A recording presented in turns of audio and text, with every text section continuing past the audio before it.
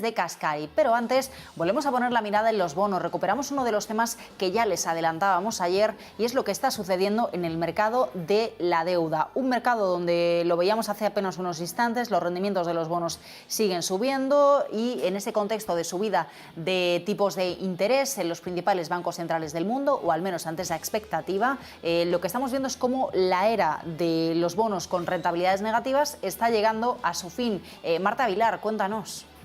Muy buenas tardes, Raquel. Pues hay un índice de Bloomberg que cuenta exactamente cuántos bonos tienen tipos de interés negativos en el mundo y asegura que ya solo quedan 100 de los 4.500 bonos en negativo que llegó a haber, solamente el año pasado. Pagar por prestar dinero ha llegado a ser tan popular, incluso en algunos momentos en los últimos años, Raquel, que el valor de mercado de estos bonos que estaban con rentabilidades negativas llegó a ser de 18 billones de dólares. Hay que recordar que más o menos la economía española vale $1 billón. Ese es nuestro PIB, así que hacemos los cálculos y vemos cómo efectivamente es una cantidad muy elevada. Bueno, pero ahora hay que decir que las condiciones de mercado han cambiado y ahora la cantidad de bonos en negativo ha caído en un 97% y, como decimos, según ese índice de Bloomberg, ya solo quedan 100 bonos de este tipo. ¿Por qué motivo? Bueno, pues primero tenemos que explicar, por supuesto, en primer lugar, por qué había deuda con rentabilidades negativas cuando a priori no tiene ninguna lógica. Bueno, primero de todo también hay que explicar también exactamente qué son los bonos con rentabilidades negativas. Bueno, pues son precisamente eso, pagar por el bono más de lo que vas a recibir por él con intereses y devolución del principal. Hay que recordar también que las rentabilidades de los bonos, es decir, las TIRES, se mueven también al son de lo que hacen los bancos centrales, es decir, que si los tipos de interés oficiales, es decir, los que ponen los bancos centrales bajan, pues por tanto las TIRES también lo van a hacer porque el mercado de deuda se ajusta de tal forma a los tipos de interés oficiales. Por ejemplo, en zonas como Europa o en Japón, esos tipos de interés de los bancos centrales han llegado a estar incluso en terreno negativo. Aquí en el viejo continente seguimos teniendo el tipo de depósito en el menos 0,5% y eso ha hecho que los bonos de estas zonas geográficas pues también tengan en una gran mayoría de casos rentabilidades negativas. Bien, pero ¿por qué motivo los inversores prefieren comprar bonos con rentabilidades negativas? Como decimos, es bastante contrario a lo que podríamos pensar que tendría cierta lógica. Bueno, pues hay varios motivos según hemos podido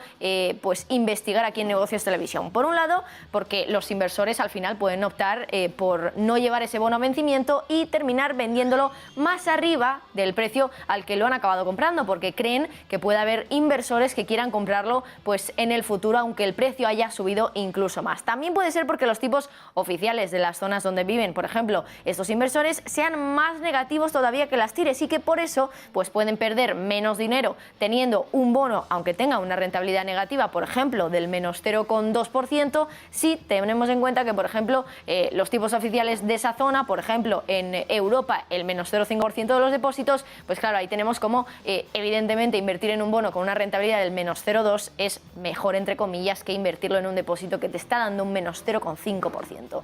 Esto mismo también puede ocurrir en el caso de que haya deflación, porque al final dejar el dinero quieto pues puede suponer que perdamos más poder adquisitivo, depende de la deflación que haya en ese momento, si tenemos, por ejemplo, un bono con rentabilidades negativas que esté por debajo de esa deflación.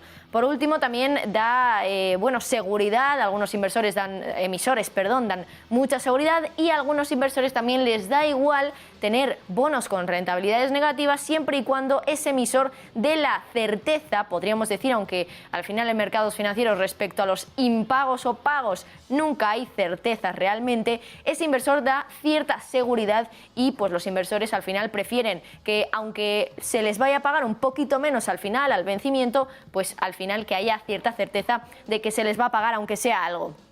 Ese es el motivo, de hecho, Raquel, por el que, por ejemplo, dentro de Europa, que al final es uno de los mercados donde más han proliferado este tipo de bonos con rentabilidades negativas, pues Alemania sea uno de los países donde pagar por por prestar dinero ha sido lo normal en estos años, incluso con bonos con vencimientos muy largos, al contrario de lo que podríamos pensar, porque ya saben ustedes que los bonos de mayor vencimiento, al final, como tienen un mayor riesgo, los inversores les exigen mayores rentabilidades, pero al contrario de lo que puede parecer ser lógico en los mercados financieros, hemos tenido a muchísimos años, a muchísimos meses, ese Bund alemán, el bono alemán a 10 años cotizando por debajo del 0% de rentabilidad. Estuvo más de 2 años cotizando por aquí. Y aunque los tipos negativos en la deuda parecen ir, Raquel, como decía antes, también contra natura, bueno, es algo que ya hemos normalizado realmente en los últimos años por la política monetaria ultralaxa que han llevado a cabo los bancos centrales. Pero claro, ahora las cosas han cambiado y los tipos están empezando a subir en Estados Unidos con la Reserva Federal,